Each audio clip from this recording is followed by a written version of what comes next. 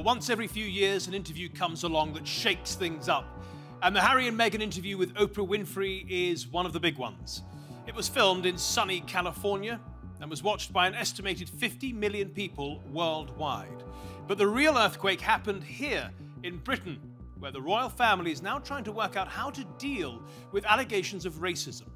Every paper leads with the story, and everyone you meet has an opinion. Some feel sorry for the couple, others wish they'd just keep their private lives private.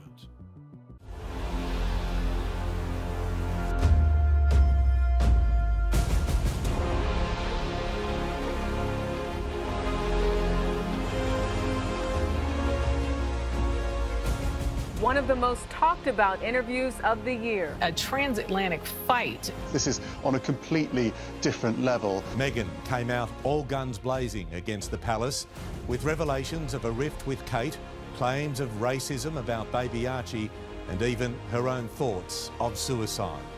For anyone to come forward and speak about their own struggles with mental health and tell their own personal story, that takes courage. She feels that she was discriminated against. Oh my God, the British family is racist. Of course they're racist. It could be somebody asked a stupid question. It could just be that simple. They also peeled back the surface on the hugely significant relationship between the royals and the tabloids. She married a prince. The press is going to cover you. This is a 2-hour trash-a-thon of everything the Queen has worked so hard for, and it's all being done as Prince Philip lies in hospital.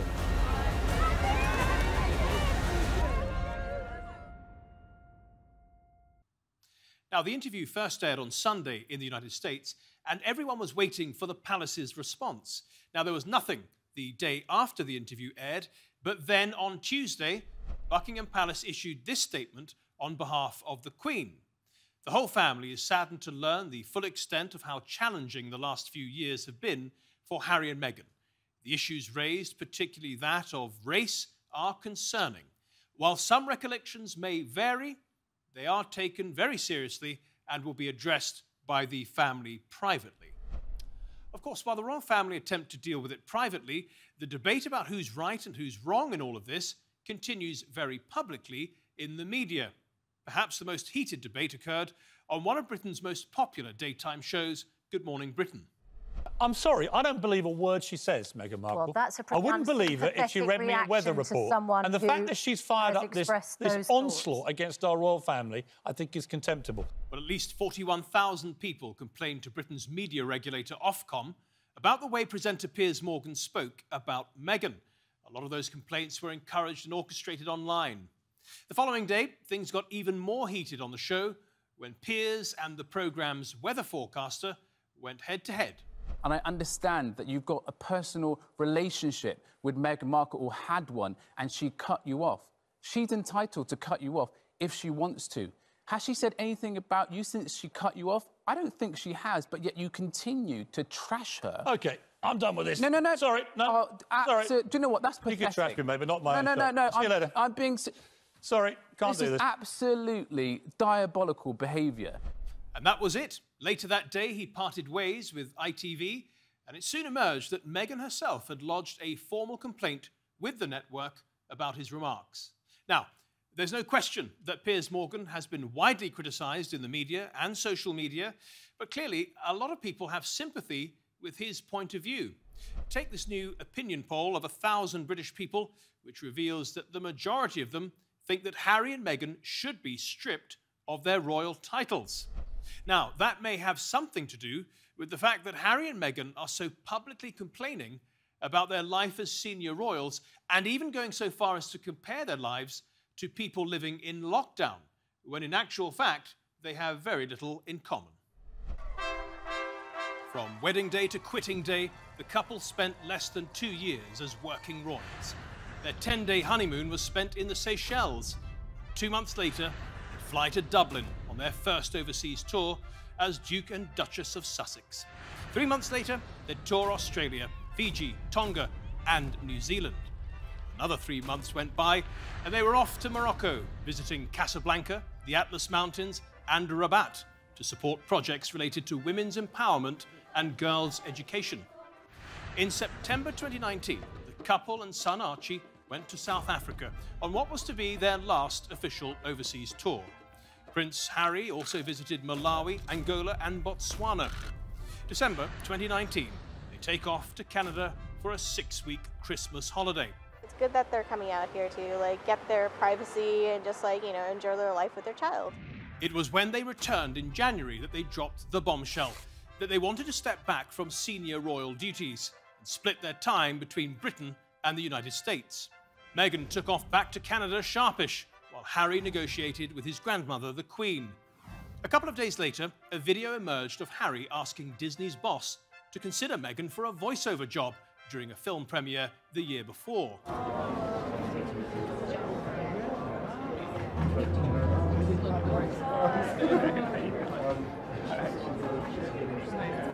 And by March the 31st, 2020, just 22 months since their wedding, it's all over.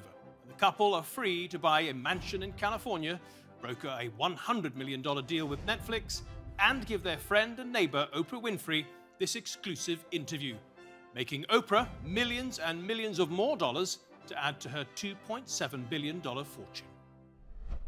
Well, everyone has an opinion on this interview, and that does include our guests, Dickie Arbiter, the Queen's former press secretary, Russell Myers, the royal editor for the Daily Mirror, Corey Hale, a journalist in New York, and Esther Kreku, a political and social commentator here in London. We'll be starting with Dickie Arbiter. Dickie, they say that this is the most damaging interview to the royal family in memory. Would you agree with that? It is damaging, but by the same token, we have to tread carefully. We have to analyse, or Buckingham Palace will have to analyse the answer to every question. Are they, in fact, as it happened, or have they been embellished? I'm not suggesting for a moment that Meghan was lying, but this goes back over a period of time. So Buckingham Palace will rerun the interview. They will look at the questions, analyse the questions, speak to the people they think were involved, whoever Meghan did speak to, and then hopefully come to a conclusion. Yeah, we're going to look at the allegations in a moment. But Russell, your newspaper did say it was the worst episode for the royal family for 85 years. Why? Well, I don't think that was hyperbole on our account. I think that this is a very, very big crisis for the royal family. And if you just look at the allegations labelled by Meghan and Harry, they're very, very damaging indeed. One of racism within the royal family, Meghan feeling abandoned when she had suicidal thoughts and she wanted to be hospitalised after telling of her darkest, deepest fears that she was unwell. The real issue here is how the royal family are perceived, and there is a generational gap that seems to be emerging. This isn't just a UK versus US thing. There is a real danger that the royal family are becoming obsolete in their thinking, in their treatment of even family members and outsiders, as Meghan said that she felt she was becoming, even when she married into the family. And I think this is a very, very grave period within the history of the royal family. No, that's a very good point about it becoming obsolete, especially when Harry expressed himself as saying that he felt trapped, and not only he felt trapped, but that his brother, the future king, and his father, another future king, felt trapped in and couldn't get out. So you do wonder what the future is for such an institution when you can leave it and go and make a hell of a lot of money elsewhere. Corey, what was the reaction in the United States? How did you view it? Well, I would say that I personally view this as a real show of strength on Harry and Meghan's part to even come out and speak their truth, which is something that we've seen played out here in the U.S., especially over the past year with the death of George Floyd and the Black Lives Matter really taking off. So the way that we perceive race and race relations in the U.S. may be quite different than how it's perceived back in the U.K., but we take those sort of allegations exceptionally seriously. I think those allegations are taken very seriously here, but it does depend on the source. Esther, I know you have quite a different view from Corey. Yeah, I mean, I think the proof is in the pudding with saying their truth. There's only one truth, and that is the truth. So there are three sides to every story. Their side, the royal family sides, and their truth.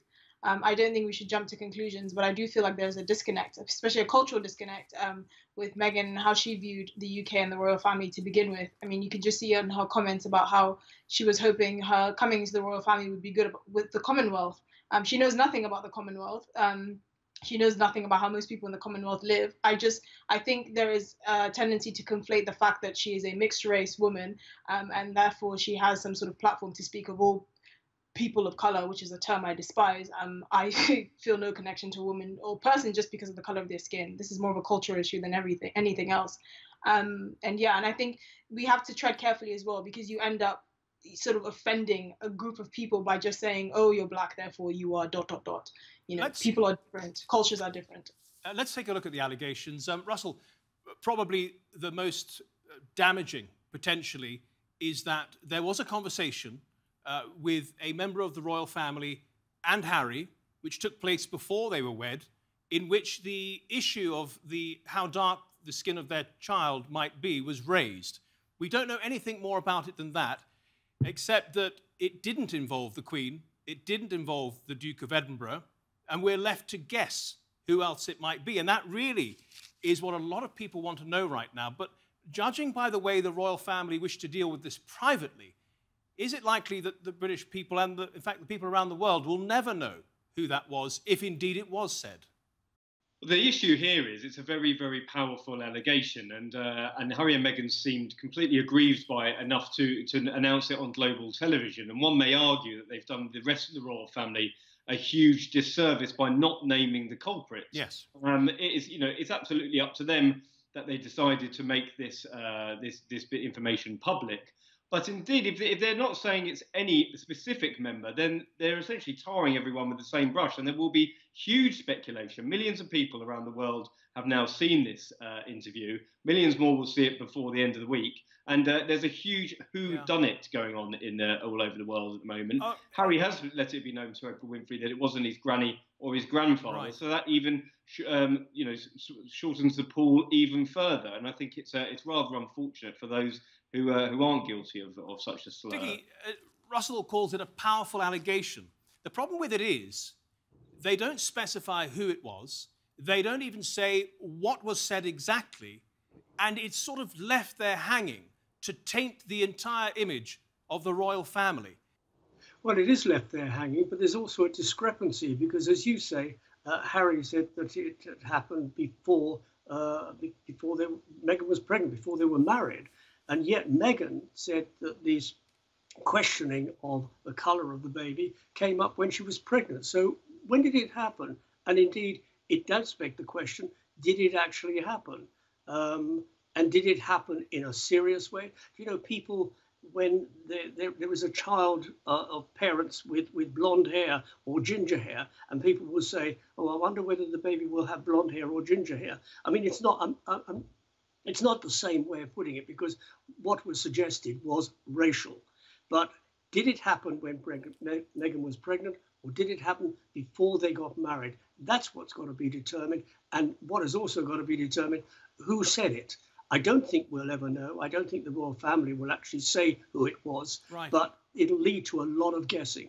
And do you think that Harry was actually blindsided when he joined the interview to find out that Meghan had said that? And then he said, yes, something was said, but I will never divulge that conversation. Do you think even he was surprised that was brought up? Well, he probably was surprised. They weren't on the same narrative. They weren't on quite on the same page. And he probably only realised what Meghan had said after the interview was over, or when they saw a draft of the interview. Corey, but sorry to interrupt, Dickie, but Corey, do those inconsistencies that Dickie has brought up make any difference to you? No, and I honestly think, Dickie, that perhaps your amount of time spent with the royal family has completely clouded your judgment. Because at the end of the day, whether or not the conversation happened before they were ever pregnant versus when she was pregnant does not change the fact that the conversation did happen, which both he and Meghan acknowledged that a conversation did take place. But isn't it important, Corey? But if this was... Corey, if this was a court of law, this would be called something as an inconsistency, something that brings into question the veracity of their claim. It doesn't bring into question the veracity of the claim. It just brings into question the time frame in which it happened. And might I also add in here that Harry said there were multiple conversations. So to that point... Yeah, but Harry says it was the one conversation before they got married. He says, yes, that conversation. I will never divulge the nature of it.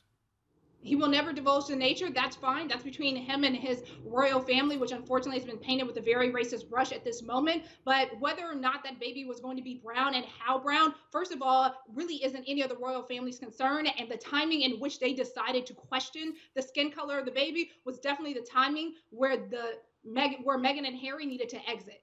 Russell, we weren't in the room with Harry when and if that conversation happened. Let's deal with an allegation that we can all observe for ourselves, and that is that the palace didn't help Meghan handle a belligerent and racist press. Now, you're a member of that press. Do you think that your profession, the tabloids, are racist? I can only speak for our own organisation, and as royal editor of the Daily Mirror, we've only ever published articles that I would stand by, and I would defend them to the hilt that they've never been racist. And that's not to say that certain articles have a racial undertone. I totally understand that of commentary around avocados or being straight out of Compton, and I think it's widely accepted by anyone who's thinking straight that those articles were frankly ludicrous. And Harry and Meghan have spoken about this publicly, and they are rightly aggrieved. And I think that that they have had a long issue with the British media, and I don't think that will go away overnight. And I don't think we'll see the last of Harry and Meghan overnight. This is how they're dealing with the press now to make these big global interviews, and I'm sure we'll see many more of them. Yeah, they've sort of cut out the ordinary reporter, if you like, and are now making exclusive deals with very big names, and that's the way they want to handle it. Regarding the timing of this interview, do you think it had anything to do with the Times and the palace allegedly coming together to sort of cook up a bullying story against Meghan? Well, those bullying allegations are very, very interesting indeed, and certainly the timing will be poured over them. Only speaking to people at the Times, they had several sources come forward to claim that they had an intolerable working environment under Meghan. I thought it was quite interesting that the palace were very quick off the mark to launch a public investigation over these claims, and yet quite silent on the nature of the investigation that they would be carrying in-house. And I think that will be that will make them come a cropper, really, because how can they be so public in one sense and then decide to carry an internal investigation with the family in another? That's a good question, Dickie. Why do you think that is? But you know, this whole bullying thing, I'm surprised that the palace came up with it a few days ago. Why didn't they come up with it when it was first reported on around about 2019? Russell was one of those who reported on, because so many people were leaving the Sussex's household. It was a bit of a revolving door. Why didn't they instigate a review then, an investigation into allegations of bullying? Why leave it for 2 years? It does seem very odd that it has come up now and it didn't come up 2 years ago. Maybe the palace preempted the Oprah interview and thought by getting this out, it would deflect some of the comments from coming out of the interview. I don't know. I don't know what they're thinking of. But I do question their to cast Meghan in a bad light, potentially. Well, we'll not know. But Esther, just one last question on the press. You saw the interview, as did we all. When you saw the articles that were being shown and presented by Oprah as evidence for a racist press, did you notice anything racist in those articles? Personally, from my perspective, no. I do think that you can make an argument that there were elements of the British media that had a very racialized tone with how they addressed Meghan. But I think the issue is bigger than that. And I think that's what we're not addressing, right? You need to when you level allegations of racism, right? We need to first define what racism is and have evidence to back it up. And I feel like all of this has just gotten muddled because everyone is saying he said, she said, you know, where's the evidence here? Where's the evidence there?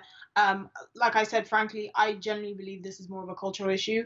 I have been very careful in saying, oh, I'm not saying she's lying, but you know, I think there should be a bit more evidence on the side. You've said in the past, you've said in the past that her treatment was no worse than that meted out to the Duchess of York or Camilla or Princess Diana herself. Absolutely. I don't take that back. You know, Diana was a 20-year-old girl when she married into the royal family, and her treatment was horrific. Fergie was hounded by the media, and I think people have very short memories. If you go back and you take every single tabloid of all the, female royals in the royal family, I mean, what, Meghan was in the royal family for less than 2 years. You can't even compare it. Right. And I think the mood when she first married into the royal family was extremely positive. I remember being at university and being under the summer hut and watching the wedding with my friends, and everyone was really happy. You know, I just feel like they've really tainted the royal family with a very racist brush, and I think it's very unfair. And I don't really see what the end game is, other than to make money off an American media that's fascinated with them, soon to be ex-royals, really. Corey? I actually would disagree about people having short-term memories, specifically that of Harry, who actually stated the fact that he did not want history to repeat itself. So clearly his memory is not very short. As far as the American media and American culture and society being fascinated with the royals, I would say that we're not super fascinated. However, we have seen this type of thing play out before. And when it comes to the royal family and perhaps them being racist, we wouldn't be shocked, considering this is the same monarchy that did think it was okay to go to Africa and get slaves to build up a new nation.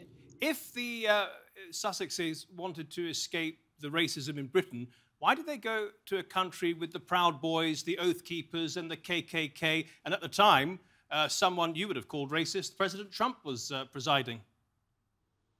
Yes, well, I definitely probably would not have necessarily come to the U.S., but I guess at that point, where do you really go? But you go where you know, you go home. And for Meghan, home was a sense of comfort. She was going to be close to her mother, hopefully some of her friends, where she was going to be able to really live the life that I guess she had hoped to be living in the UK. Yeah, so millionaire mansion with multi-million-dollar Netflix deals. That's her home, where she could get multi-million-dollar Netflix deals and live in a mansion with 16 bedrooms. That's the life she really wanted to live. That's a good point. I wouldn't argue that at all. I would not argue that that's not the life that she wanted to live. Let's, okay, so Corey, you wouldn't begrudge her earning, tens, maybe hundreds of millions of dollars from the fame that she's picked up from the royal family. I understand that, but the question is whether or not this has come into her calculations when doing this Oprah interview and the kinds of allegations she's made. Let's just go back a year, and The Economist published a very prescient article. They will need more than Prince Harry's inheritance, which is estimated at 20 to 30 million pounds, or perhaps $40 million, to keep up with the global super rich, ensuring that their brand remains hot and providing their distribution channels with content will require them to extract more and more value from the monarchy, perhaps including revelations about racism and sexism at the heart of the royal family. It was predicted that they would have to make more of their experience in the royal family, and it might go to this, Corey. Yes, I wouldn't be shocked necessarily if this was something that became calculated after they felt like they just could not stay within the royal family. Look, I don't know either one of them. I don't know their deepest, darkest secrets. But at the end of the day, we all have to make money. And the British royal family, I think they completely underestimated Meghan, because Meghan was a self-made woman, something the royal family is really not too familiar with. And she had been a working woman for several years, taking very good care of herself, super duper independent. Sure. So I mean, you say she's a self-made woman, but she brought $3 million with her, and she's now worth probably hundreds of millions of dollars. And it's okay to make money of tarnishing the reputation of people. It's fair game to call people racist and tarnish the entire royal family that's actually cherished in the United Kingdom as racist, so far as you're making a quick buck off it because, being a second-rate actress on a show is not good enough, apparently. I don't mind her being a secondary actress. Could I bring in Dickie for a moment? Dickie? You're all talking about money and saying she's worth hundreds of millions of dollars. If she weren't a duchess, if she weren't a member of the royal family, and let's face it, she is still a member of the royal family, she hasn't been booted out, would she be worth that sort of money? The answer is no. Dickie Arbiter, Russell Myers, Corey Hale, and Esther Kreku, thank you all for your contributions to the Nexus today. And thank you at home and on your phones for watching. If you want to see this episode or any of our previous episodes, just go to our channel on YouTube. Just type in Nexus TRT World. Until next week then, goodbye.